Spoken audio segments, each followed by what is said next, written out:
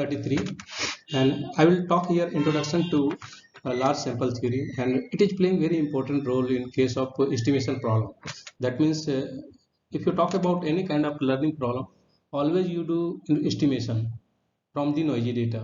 So at hand you are having noisy data that we used to say sample. We are having a noisy sample, and from that noisy sample our what is ultimate aim, that we try to infer what kind of uh, information is hidden there, and how much information we can get from the given sample or given data. Okay, that is our intention. So in order to understand that, it is very much essential to know large sample theory, because definitely we don't know the source of the data. We don't know that, and we are assuming that that data may be originated from some source whose distribution we don't know. We try to approximate. So in a case of approximation, large sample theory is playing very important role, and in next segment we will talk about estimation technique as well. So coming to content of this lecture, first I would talk about large sample theory from introduction point of view, and I will introduce what is actually large sample theory, and what is meaning of large, what is meaning of sample, what is a sample theory. So all these things will come here in this lecture, and afterward I will talk about convergence of sequence. So there would be two kind of sequence. One would be just a deterministic sequence that we had already seen in math 1, and another would be a stochastic sequence. So when we are having a stochastic sequence, then convergency term would be, or convergency criteria would be much more complicated. There we have to talk about convergency from the stochastic point of view. So we will generalize it in next class. And when we perform convergency of a sequence, then we observe some kind of asymptotic nature. That means what is meaning of asymptotic nature? That when you had already seen in case of convergence of sequence, when we say that a sequence is converging to a number n, converging to a number a, then we write it like this way: a n is converging to a as n tends to infinity. N tends to infinity. What is meaning of this? This one is talking about n tends to infinity. That means we are going in asymptotic nature. We are talking about very large n. Infinity is not possible to simply visualize. That means simply in literal meaning infinity, we say that very large. So all these we had seen that this one is talking about asymptotic nature. So we will see that asymptotic nature involved in the definition of convergence of a sequence, and various other notation will come, like little o notation, big O notation, and little o sometimes we are calling it a small o, and those things will come, and those things definitely it will help to understand large sample theory in a better way, a better perspective. And if time permit, we will start our journey in large sample theory. That will start with law of large numbers, and it would be concluded with central limit theorem. So in large sample theory, basically I will talk about only two kind of concept. One is law of large number. uh, it will have to further two category. One would be a strong law of large number, another would be weak law of large number, and later I will talk about central limit theorem. So no worry, in today's class itself I will introduce central limit theorem, why it is coming, in order to introduce large sample theory. So coming to first part of today's lecture, that large sample theory, and what is the introduction, what is the motivation, simply I would like to say that why we are studying all these. So in order to see the motivation, we need to understand what is the meaning of large sample in the large sample theory. So that I will talk first. So large sample simply means we have someone is saying that we having sample which is large enough. What does it mean? That simply it says that we are having information about the population almost completely.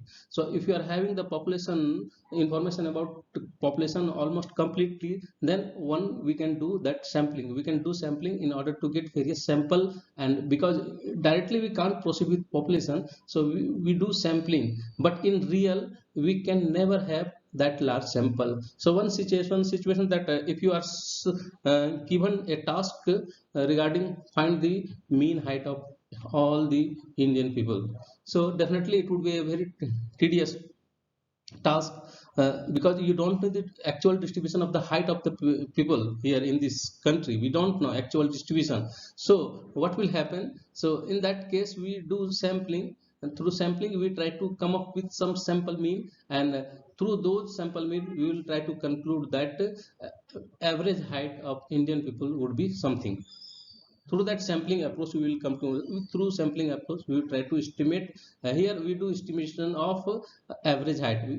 We can't compute because we don't have the population, we don't have the distribution of the population. Simply I would like to say that till now what in the last module you had already seen that uh, at hand you are having uh, a random variable with some distribution. If it is continuous, then density would be there. If it is discrete, then probably mass function would be there. So those things you had for this distribution, you had for this random variable you had the corresponding distribution, and after that you were calculating expectation of x, that we are calling it average of x or mean of x. So how we calculate? So in order to calculate expectation of x, it is very much essential to have distribution, corresponding distribution. If you don't know distribution, simply you can't compute the corresponding expectation or mean or average. So what is happening? But here situation is changed. We don't know the distribution. Why? Because we are dealing with complete populations. That's why we can't have distribution of that complete population. We can't say what would be the distribution of the height, or what would be the distribution of weight of the complete people, all the people, all population. Okay, or IQ or something else will come, some kind of attribute will come. We can't have that facility of the complete distribution. So what we will do? We will do sampling here. Through that we will try to increase the sample size, keep on increasing the sample size in order to approximate a better statistic what we are willing to compute. We try to approximate in a better way. So here large sample, simply we want to keep on increasing the sample size. So we here what is happening? So we care about the trend of and the performance improvement. As if you want to measure average mu, but we don't have that luxury of that distribution of the complete population. So what we will do, in place of mu we will proceed with a sample size of a sample with size n, and we will from that we will compute a sample mean. We will denote it by x bar. X bar is generally mean notation for sample mean, and also we will give a suffix n. It just reflect that we have taken a sample of size n. Okay, so if we are having this at our hand, now we will try to see the nature of this sample mean when n goes to infinity. So as n goes to infinity, it will be, but it will perform better. So approximation would be better. That approximation of mu by this sample mu would be better when n goes to infinity. That is the meaning of large sample theory. Large means sample size. It is very much large related with sample size. So when sample size is very large, then whatever statistics you are getting, that would give a very good approximation of the actual thing what you are willing to compute. So in this process what is happening? That means we focus on the distribution of statistics, that is this x bar, sample mean, sample variance, sample deviation. All these are, we are calling it statistics, because these are defined from some sample as a function of sample, some sample. So that's why we are calling it statistics. Okay, and generally what is happening, that there are various ways to estimate come up with one statistics. So in order to come up with one statistics, you have to introduce some kind of model structure there in the distribution. So one mostly model structure happens to be parametric in form. Like we had already seen that what is the distribution of binomial. Someone is saying that binomial, if you are taking a random variable which is distributed binomially, then we say that it is having two parameters. One is n, and another one is probability of success related with each trial. So we denote binomial distribution by these two parameters. So we are calling it parameter, but we say that x is here right now unknown. What does it mean? That means we don't know what is p. So p is unknown, so we need to estimate that p. from the given data set. We have to estimate. So if we are having various sample, that means we keep on increasing sample size. We are having various, if you are talking about a sample, then sample of size n, then there would be possibility that there would be various sample of size n. Otherwise what you do, you can from the single sample you can create various sample. There are many technique through which you can create various sample, uh, like resampling. Just you do resampling of this given sample through that, and in that process you come up with one estimator. We are calling this one is the estimator of whatever unknown here. That one is p. Here it is unknown to us. We don't know what would be the probability of success. That's why we denote it by just theta. That happens to be unknown to us. So what we do, we have to estimate that theta from the given data. So when we are trying to estimate theta from given data, then we come across with estimator. Estimator is again a random variable. It is again a random variable. And if you for different sample size, different estimator you will get, then you have to see the nature of estimator when sample size is approaching to infinity. That nature we have to see. That definitely it will converge to where actual, if suppose this here in binomial distribution you try to approximate p, then what will happen, this we will get theta n as an what estimator of p, and in long run of n it will converge to p. That is the meaning of sample theory. So here I told that we don't know the distribution of theta. Also we don't know the distribution of this estimator. So what will happen? So better understanding, we want to understand what kind of distribution this estimator would have.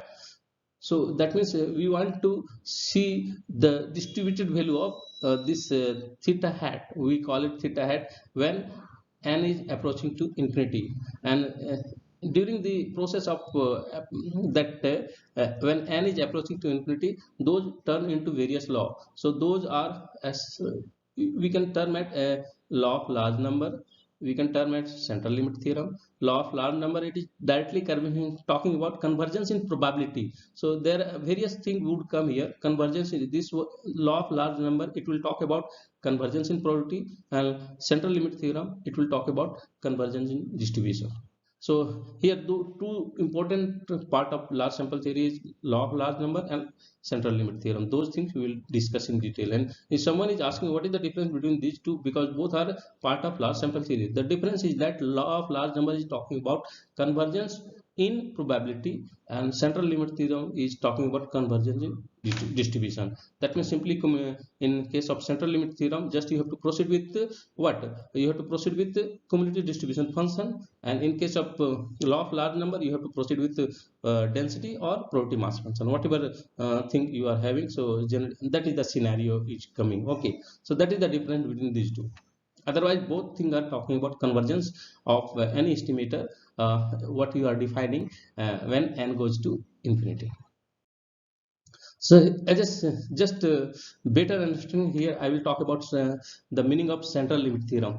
Okay, so here in large sample theory, our ultimate aim is that we have to see the nature of distribution of a estimator statistics. Here remember that every estimator happens to be statistics. Statistics is a very large number. That means if you are having a sample of size n, that means we are having n observation, x1, x2, x2. A sample of size n means we observe n value of n copies of x, and x is any random variable, and we don't know the distribution. We don't need the distribution of this one. Here distribution of this x is unknown. We don't know. We have to identify the distribution. We don't know. So what we have to do, we have to come up with one sample of size n. This one is a sample of size n, and put it in sequence better. Size n, we come up with this one. So x1 is the first copy of x, x2 is the second copy of x, and xn is the nth observation of x. And what all these are coming from the same source from where x is coming, but we don't know the distribution of x. That's why x1, x2, xn, all these will have the same distribution what x is having. So from here we will define various function. In order to better understand x, we will define various function of this sample. of size n. So we will define function of x1, x2, it will go on xn. Okay, this we are calling it, you can denote it by y, and we had already enough idea about function of random variable or various random variable. So what is name of this one? This one is directly coming with respect to one sample of size n. So that's why you can give a specific name of this one. We are calling it statistic, defined by a sample of size x n, and sample is sample of size n. So we are giving a name of this one. Okay, and estimator is one of the statistic.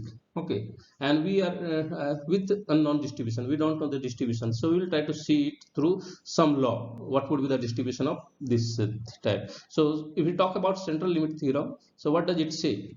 It say that if you are having these n copies of x, and x is having unknown distribution, we don't know that we want to estimate this mu. So what we have to do, we have to define a first, we have to define a sample mean. We are defining a sample mean x n bar.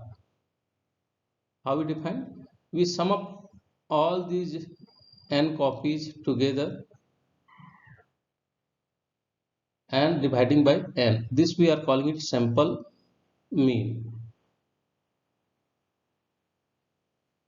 divided by n, the sample size. So this we are calling it sample mean. So we are having distribution of we are having sample mean. Now if you talk about what is the mean of this sample mean, definitely it would be mu. Again it would be mu. Same mean of sample mean would be mu. But what we do, we know that, but we don't know the distribution of x. Also we don't know the distribution of x bar. So how we can get distribution of x bar? So it is very easy to get distribution of x bar. How? Through convergence, this central limit theory. What does it say? It says that we are defining a sample mean, and after that we will deviate it by mean and divide it by corresponding standard deviation. So this is the process what we do. Standardization, we do convert the sample mean into a standard sample mean. So you can say that it is a standard sample mean. We do perform a standardization. After that we apply convergence with respect to distribution. Then definitely this sample mean will, this standardized sample mean, better call it a standardized sample mean, it will converge to z, that standard normal random variable. What does it mean? It simply, if you try to write it in terms of distribution, then you want to say that if you standardize the uh, given this sample mean, if you standardize, so how you do how you standardize? So simply you what you are willing to find, you are willing to find a distribution of xn. So what is distribution of xn? X bar n, distribution of x bar n, you are willing to find what could be distribution of x bar n. That one is your ultimate task. So distribution means cumulative distribution function. So cumulative distribution function of x bar, it is defined how? It is defined as x bar n. X bar n is, remember that it is a random variable, because it is a sum of n number of random variable divided by n. So that's why definitely it would be a random variable, and we are selecting a particular x n bar, one particular value of x bar. Okay, the sample mean. So definitely we will define it through again from we always define CDF, this cumulative distribution function, as a probability that x n bar is take observing value up to, what is the probability that x n bar is observing value up to a small x n bar. So this is meaning of here distribution CDF. But what we do, directly we can't proceed with this one, so we do perform a standardization over this probability. So after performing a standardization, it has been converted into in this form. So we here apply the asterization process we know what we want to proceed with.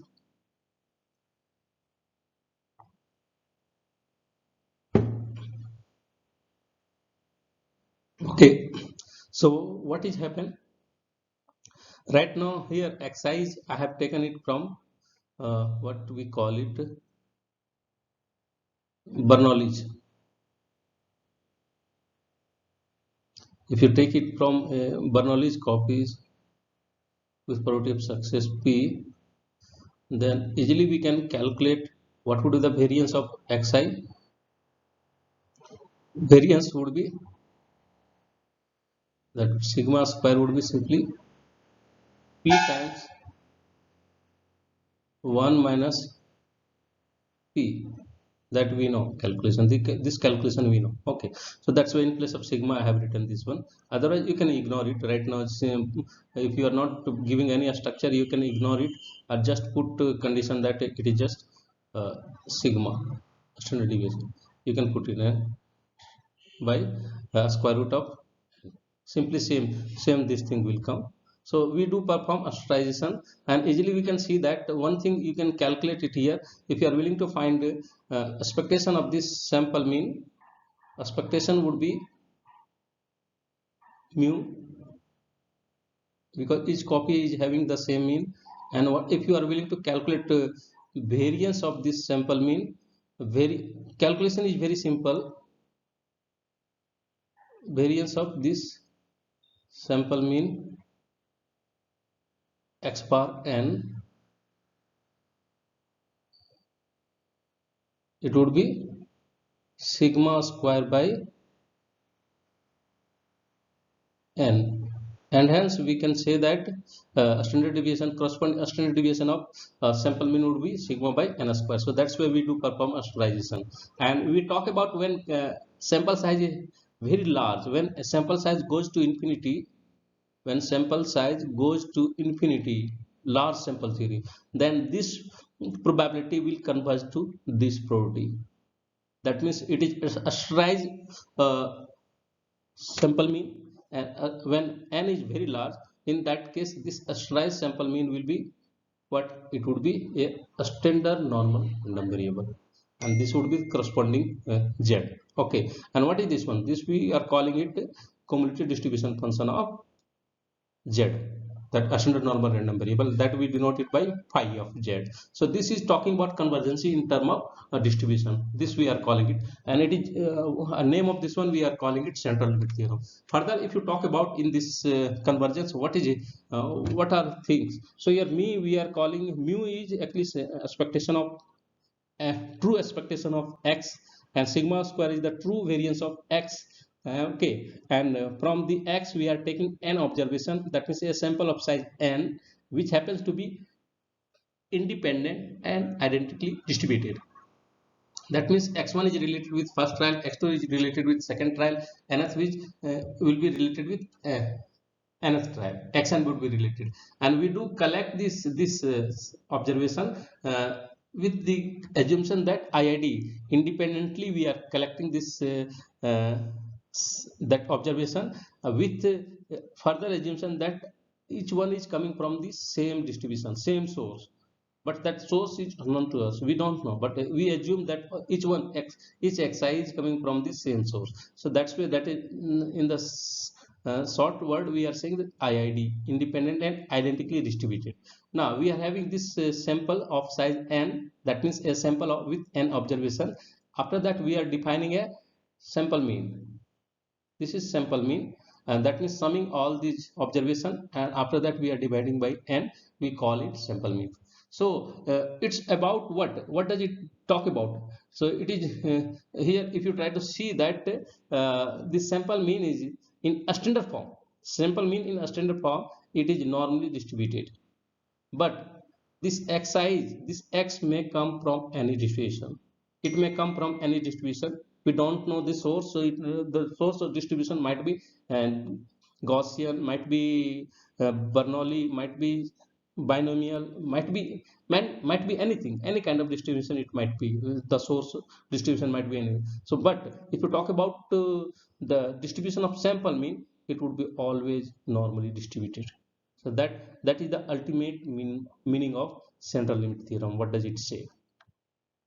So we can see a lot of real data. So if you try to see in practice, why, if you talk about practicability, in practice, whether central limit theorem is true or not. So simply we can see that we can see a lot of, if you try to talk about height of the people. So if you try to plot the height of people from any sample, then definitely you will see that density of that plot, that various observed value of height, it would be normally in nature. Even if you see that your mass distribution in any course, if you try to talk mass distribution all the student in any course, then in that mass distribution always happens to be in what Gaussian distribution. It is having a normal distribution. So simply I would like to say that a lot of real data always it follows normal distribution or approximate normal distribution. Okay, it okay. So that is the practical scenario. Then in practice, if you talk about distribution of height, weight, or uh, mass, any kind of things, so those things in practice, it is having normal distribution. And what does it mean? Simply it is just conclusion is directly coming from central limit theorem. Definitely Mars will have normal distribution, then you have to conclude how it is normal. So if you try to conclude it how it is normal, then conclusion will come from central limit theorem. So that is the that's why central limit theorem is very powerful technique. And in previous classes we had already seen that how to calculate probability of any distribution with the help of normal distribution, that we had already seen that. Now what will happen, once you are having idea of central limit theorem, you can have a better calculation capability, that you can take any distribution and through central limit theorem approximate it and get the probability. That it is giving one more wing to calculate probability of any event from the even from sample. That time in the previous lecture we had already seen that we need to know this distribution in order to calculate mean and variance of the what we call it as central normal distribution, corresponding normal distribution. But when you come to data, you don't know the source of the uh, distribution, you don't know the actual distribution. So what you have to do, you have to perform central limit theorem in order to get distribution of the what sample mean.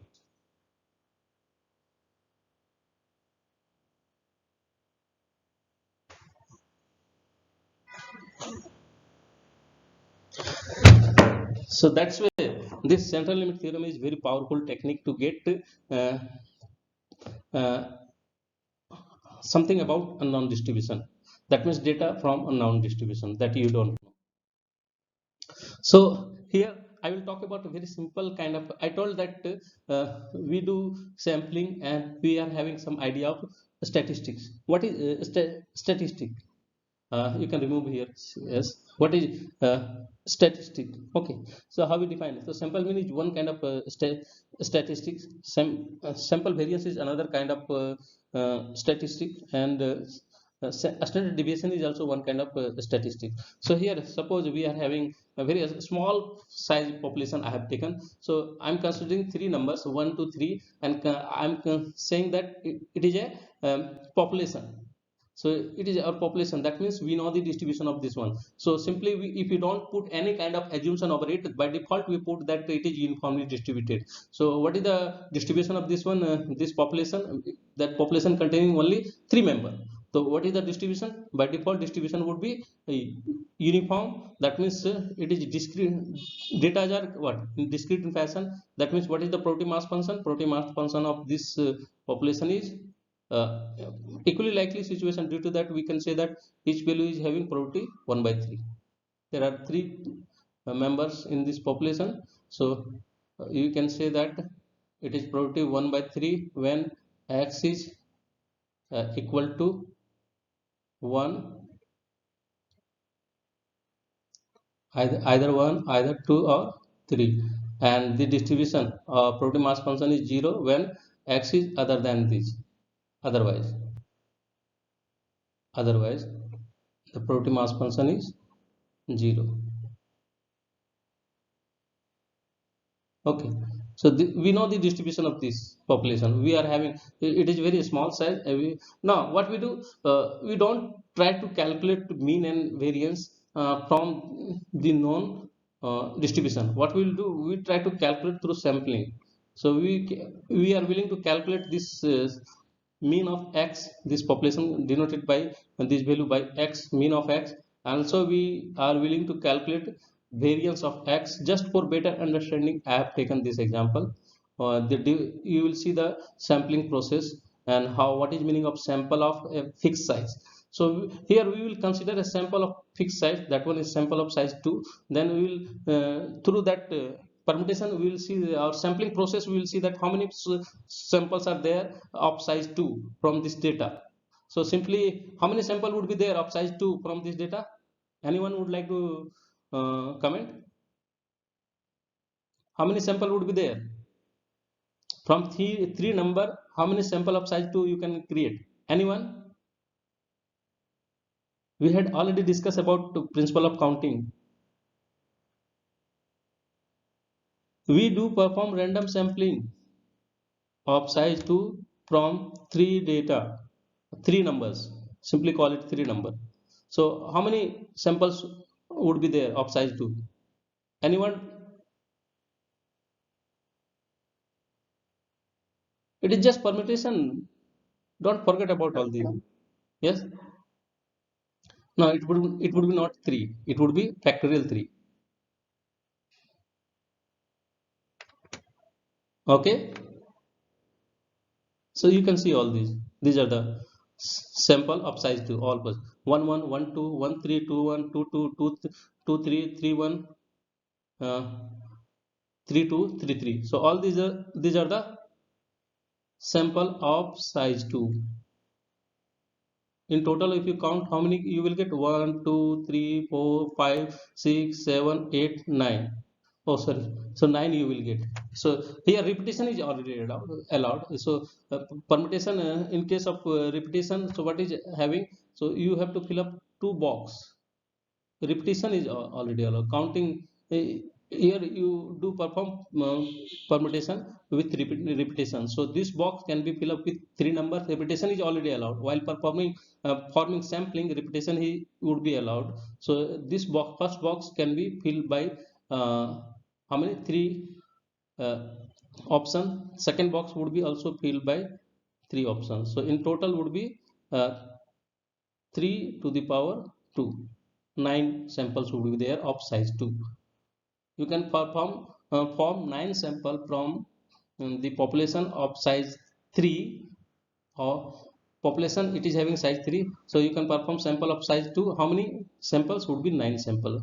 And now with respect to each sample, we will try to calculate sample mean. So what is the sample mean of this very first sample? That one is having entries 1 1. So sample mean of would be what? 1 plus 1 divided by 2. There are only 2 members. So 1 plus 1 divided by 2. So 1 we are getting sample mean. For this sample, second sample having entry 1 and 2, what is the sample mean? So this 1 plus 2 divided by 2, 1.5 is the sample mean, second sample mean. Likewise 2 is the third sample mean, 1.5 is the uh, fourth sample mean, and likewise we are getting various 9 sample mean with respect to this sampling, that where we have taken a sample of size 2. So we got 9 sample means. Okay, so what you do, so remove this last one, is not last one is the mean of the all these sample mean. So we are having these 9 sample means. Now if you try to find mean of all these sample mean, then what will happen? Mean of all these sample mean, it would be equal to actual mean of the population. So you can find mean of all these sample mean, that would be equal to actuals. If you find the mean of these 3 number, that would be equal to 2. It would be equal to 2. That is the relation you will see in the estimation process. Now in the similar fashion, what you do, you perform sample variance. So these are the sample variance. 9 sample variance you will get with respect to 9 sample of size 2. These 9 samples of size 2, you will get 9 sample variance. And if you find the average of all these 9 sample variance, that would be equal to the true variance of population. So variance of population would be 0.66. You can equate that. I'm not trying directly finding variance of this population using the formula. I'm trying to find through sampling approach. So through sampling approach we will see that variance of this true population would be 0.66. Likewise also you can calculate a standard deviation. So these are the sample standard deviation. We denote it by S, and the corresponding average will give, this is value of a standard deviation sigma, this is value of sigma, this is value of sigma square. You can write it. So we are getting this through what we call it sampling approach. Okay, remember that here when we do perform sampling like this way from the data, order is not matter here. So that's where a repetition is allowed. So in case of repetition, permutation would be what, 3 to the power 2. So that's where, that is that total count of sample of size 2. Okay, so this we are calling each, see, this one is one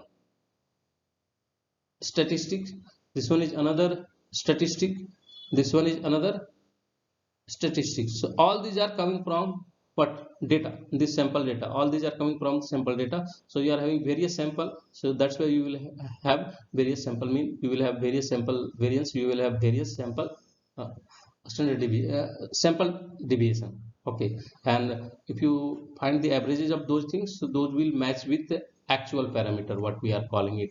So here that is the difference, that from the sample how you can find statistics. So each x bar, x square, s, all these we are calling it statistics. So all these are function of we can say that function of observation. So when we call it sample size 2, that means we are observing only 2 member, we are observing at a time, we are observing only 2 members. That's way. So here in first this first observation, in the first observation what are coming, so again all values of x are coming in the first observation. Definitely repetition is already allowed. And this one in the second box we observe second observation second time. So all these again all the value of x are coming, so definitely repetition would be allowed. So this x1, that's x1 is related with this first column is talking about x1 and second column is talking about x2. That means x1 is again one copy of x and x2 is again one copy of x. So that I would like to say that from there you are defining x bar as a random variable, as an average of x1 and x2, these two copies of x. Okay, this is the observational process to define sample. So now we'll discuss about convergence and asymptotic equivalence. So actually we don't have much time, just 5 minutes we are having. So I will talk about, let us cover few things we'll cover here. So I will talk about convergence. I told that convergence of uh, sequence, how it is defined. That means we define that an is converging to a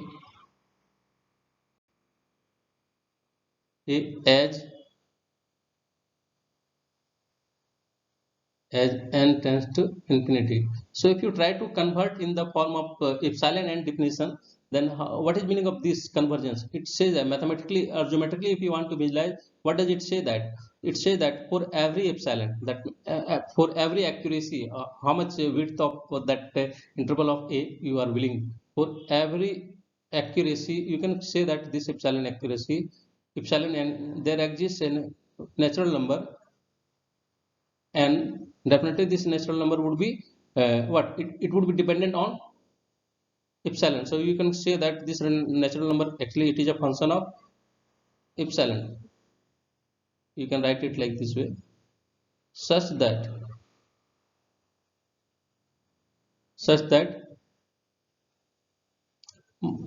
after leaving few terms of the sequence, eventually all the terms of the sequence is nearby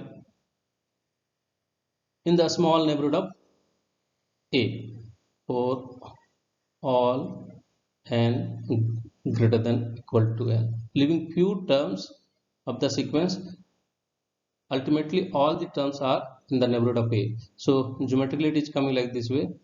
What is meaning of if you try to solve, it is talking about an interval centered at a. This point would be a minus epsilon, this point would be a plus epsilon. So after leaving uh, first what we call it n minus 1 entries of this sequence, rest of sequential terms are falling here in this interval. Just you leave first n minus 1 term of the sequence, rest of the sequential terms falls in this uh, interval. So that is the meaning of convergence geometrically if you want to see. So in math 1 you might have already seen that. So here it is talking about n when n is approaching to infinity, that scenario is coming here. So asymptotic nature is coming. So we will talk about asymptotic equivalence of various things. What is the meaning of asymptotic equivalence? So asymptotic equivalence, in order to approximate why we do perform asymptotic equivalence of uh, two sequence, asymptotic equivalence of two sequence we perform in sense that if you are having two sequence a n and bn, then what will happens, one sequence will have very complicated form, another will have simple form.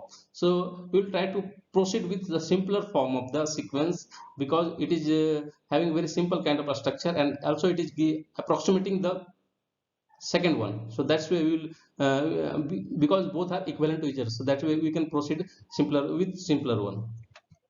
So what is meaning of asymptotic equivalence? That means if you take ratio of each term of the sequence, each term of the sequence with respect to same index with another sequence, and if that one is converging to one, a finite number, as n tends to infinity, then we say that an and bn are asymptotically equivalent. This is the meaning of defining asymptotically equivalence. If it is a ratio an by bn is converging to some fixed number as n tends to infinity, then we say that an and bn are asymptotically equivalent. Asymptotic, again I told that it is coming with respect to this n tends to infinity. That's why meaning of asymptotic is that. So we say that almost if you say in a very layman way, then we say that an and bn behavior wise they are very near to each other, but they are not exactly equal to each other, they are very near to each other. So that's why we can say that approximation is coming into picture.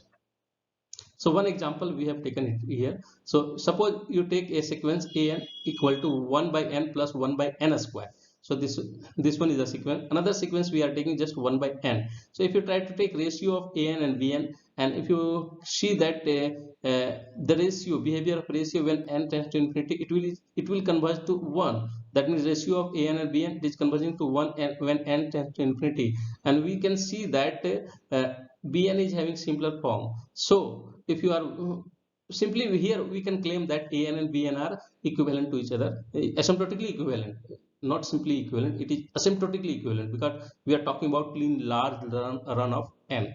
So if you want to proceed with an, definitely it is having a little bit complicated formula than bn, and bn is having simpler one. So you can just, if you want to deduce some property with respect to n, don't proceed with n, just by recalling bn you can talk about so simply if someone is saying what is the limit of this an, don't calculate limit of n directly, you calculate limit of bn. What would be limit of bn? It would be 0. So you can claim that an would approximately will have the same limit, 0. So various other also property you can if you are willing to calculate other some like if you want to define series and some other kind of things associated with the sequence. So due to the simpler nature of bn, you can approximate the behavior of an. That I would like to say that through asymptotic equivalence. Okay, so in classical actually all these are actually part of classical statistics. So in classical time, people they were not having facility of high computing machine. So in that time they were relying on this approach, that asymptotic equivalence, and they used to simply get a simplified approximation of a complicated form in asymptotic manner, and with the help of that they were proceeding with any kind of theory related with that sequential thing. Okay.